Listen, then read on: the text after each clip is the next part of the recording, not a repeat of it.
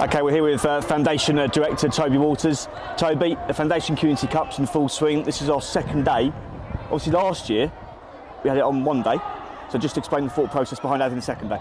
To be fair, it was the demand. Like last year we put it out, I think we put it out later last year, I think it was February time, and the spaces sold out. We had 4 age groups last year and that sold out in a few weeks. So we thought we tried to do it last year, it just didn't work out with the time span, but this year was always going to be, I think Joe spoke to me after the last tournament and said, look, we need to expand this to 2 days. So we put it out earlier this year, October time, and to give people more time to prepare, etc. like that. And so yeah, we've expanded over 2 days. The legs are telling me that we've done 2 days rather than one, because I can barely walk, and I think the referees are exactly the same, but yeah, it's been more than worth it. The smiles on the kids' faces have been brilliant.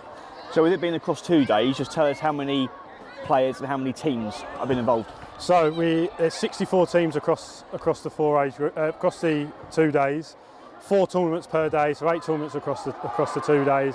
Players wise, probably averaging 10 to 12 players per group. So I won't do maths live on the camera because in case I'll probably get it wrong. But yeah, the numbers are really high, and not only the players coming into players coming to play, but we've had over 2,000 spectators across the weekend come through the door and come and watch games of football at Priestfield.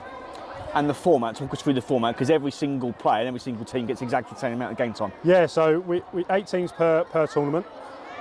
Every team will play in a group of 4, so play 3 games to start off with, and then no matter where you finish in that group, you'll then go into either a plate or into the cup, and the cup and the plate both have a third week fourth playoff. So it's 5 games, a guaranteed 5 games, it's 75 minutes, so it's 15 minutes per game, so 75 minutes. Yeah, so it's guaranteed for every team, so they know exactly what they're getting before they arrive. I know something like this takes an awful lot of effort and an awful lot of people. I appreciate you can't do it on your own. Just talk us through who's helped out. Do you know what?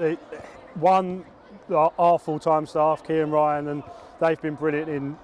I stress a lot about this because it's such a big event, but they've been brilliant in helping out as much as possible, as well as going out to 5 schools each week. But we've also got a big mention to Medway United. Their club is unbelievably ran by brilliant volunteers, and we're very lucky that they want to get involved with this day, and we give them some teams in return for that. But the help we've had from coaches from under 7s, and we've even had helpers that their team's not even here. So Chris, who I use as my contact, who's constantly messaging who's helping on this day, who's helping on that day. This tournament probably wouldn't run without Medway United, and we can't thank them enough. Is there ambition to run this again in 2027?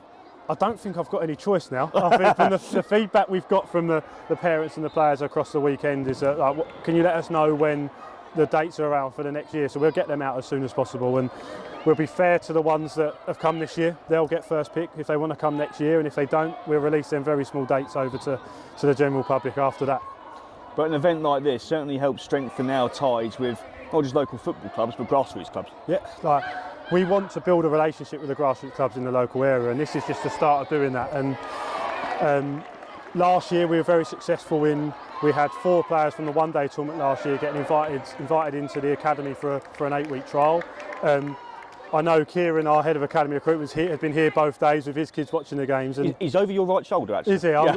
I'll have to speak nicely about him then, because he's just behind me. But he's been here today, and I know there's plans to invite others into trial from this weekend. So it benefits not only the local area, because they get to come and play on a pitch as good as this at this time of year, which is unbelievable. But for us as well, we get to see how X amount of players across the 2 days that we probably wouldn't be able to see so easy if we was out scouting week to week. And each child probably has a photo, thanks to Colin here on your right hand side. Do you know what? We've got to add Colin in as well. He's fair play to him, because he's done 2 full days of constant photos. Every team here has got a team photo that we'll then send out. But yeah, I'm going to tell him after this that he quickly needs to go and do the girls' tournament, because they need their photos done. Let's talk about the girls' tournament. I don't think we had that last year, did we? No, so last year one of the things we wanted to do was a girls' tournament, but the timings just didn't quite work out with how we was doing it. So we've got an under-10s girls' tournament this year. We've got 4 girls' teams playing that. Actually, one of Medway's teams is actually playing up a year in that. So there's under-9s team playing an under-10s tournament, and that's just the start. We want to do more girls. So if there's teams out there that want to do it and express their interest to us, we can go by what people want, and then we'll set it up as much as we can.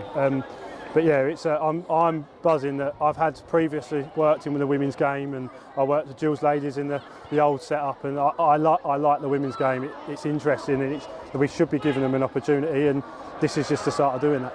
And just finally, how important is it for you and the team to have the tournament here at Pre-Seal? Because some of these kids, they might not get that chance again. Yeah, and Brad, Shannon, Joe, they're so supportive of the foundation that they give us the use of the pitch. They could use this time to use for pitch hires, but they know how important it is for us as a foundation and how important it is for the local community. Like, there's not many kids here will get the opportunity to play on a pitch in a stadium like this very often, or unless they're that 1% that make it to the professional game. So we're offering a big opportunity here, and we wouldn't be able to do that with the club support.